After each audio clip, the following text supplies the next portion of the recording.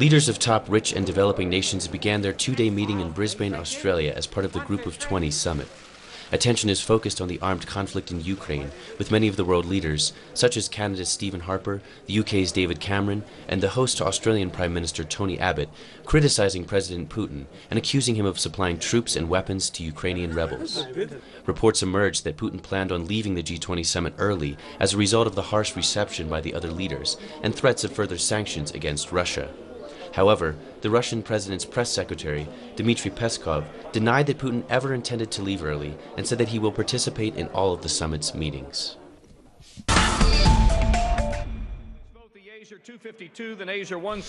The U.S. House of Representatives voted Friday to approve the controversial Keystone XL pipeline, which will carry oil from the Canadian tar sands down to Texas.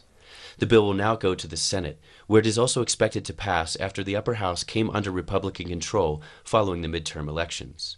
President Obama appears poised to veto the bill, which led to further jockeying in Congress, as politicians in favor of the pipeline work to obtain the necessary votes to override Obama's veto. Climate change activists have said that the approval of the Keystone XL pipeline will allow for an increase of greenhouse gas emissions, which will have disastrous effects on the environment.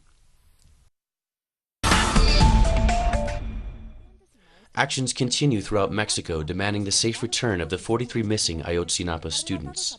The CETEG Teachers Union held a rally in Chilpancingo, capital of the state of Guerrero. Many of those marching chanted slogans and carried signs demanding the resignation of President Enrique Peña Nieto. Meanwhile, parents of the missing students continue on their solidarity convoys, visiting different parts of the country to garner support for their cause. Parents of the missing students have expressed great mistrust in the investigation being conducted by the federal government. At the end of their travels, the convoys will gather together in the capital of Mexico City on November 20th, 2014. Student representatives of the Honduras National University's 8 regional centers got together in Tegucigalpa to prepare the documents that could create the first student constituent assembly since the 1950s. With a focus to change the electoral system for student authorities. As university students, we intend to create the CEU, that is a constituent assembly of the university students, so we can participate in the university council, to have a space in a democratic way. Last month, a group of students took control of the buildings in the San Pedro Sula Regional Center, demanding more funding from the authorities, and their actions started a new movement. We as students are the ones in the Sula Valley who are paying with our money for the repairs of the buildings. We are investing in air conditioners, painting our classrooms, but we believe that this is the responsibility of the university authorities. The students demand that the representatives come from the student association instead of the student unions, which have existed for more than 50 years.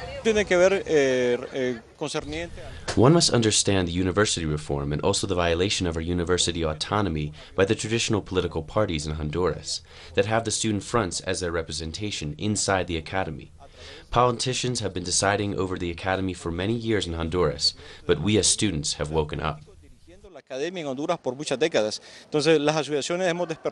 new student movement is appearing in Honduras, and the National University authorities have assured that they will take in consideration the request for a constituent assembly, a process that could improve the university's internal democracy. Gerardo Torres, teleSUR, Central America. With protests in Hong Kong dwindling, student leaders opted for a shift in strategy. Several leaders expressed their intention to travel to Beijing in an attempt to meet with Chinese Premier Li Keqiang. However, student leaders were prevented from boarding the plane. The student leaders arrived at the airport with a crowd of supporters, but were met with counter-demonstrators who said they had no right to represent the people of Hong Kong. Protesters have been occupying major streets for weeks. At its peak, the amount of protesters numbered in the thousands, though only a few hundred remain now. Hong Kong's High Court recently authorized police to enforce injunctions that require the protesters to vacate their camps.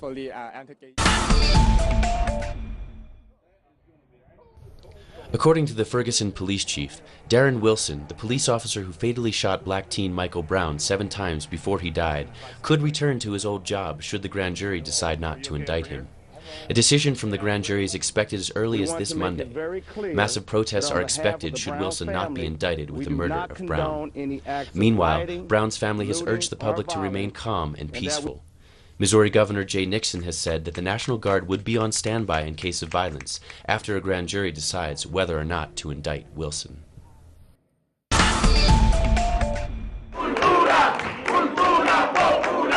This was the moment that the proposals collected by cultural organisations and social movements from across Venezuela's 23 different states were handed over to the country's Minister of Culture.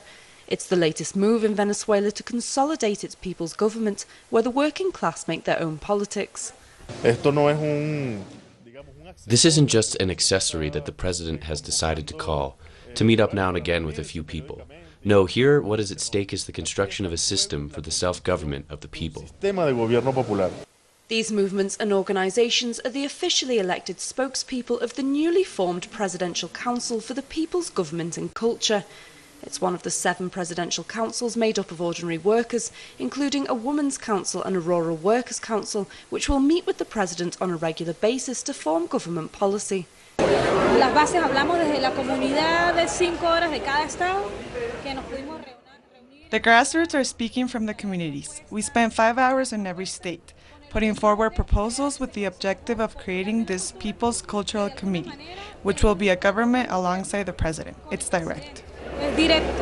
For the social movements involved in drafting this initial document, it represents a leap forward in creating a new socialist culture within the revolution, based on anti-capitalism and Venezuela's indigenous and Latin American heritage.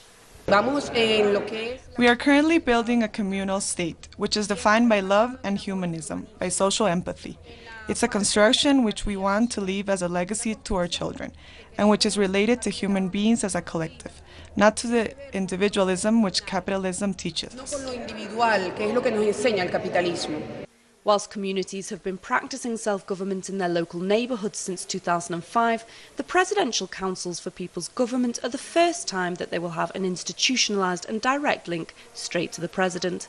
Rachel Boothroyd for teleSUR in Caracas, Venezuela. Facts that have marked the course of history. Productions designed in the English language and made for the English-speaking world. This is Documentary. Watch it on telesur.net/English. teleSUR, wherever the news, you'll be there.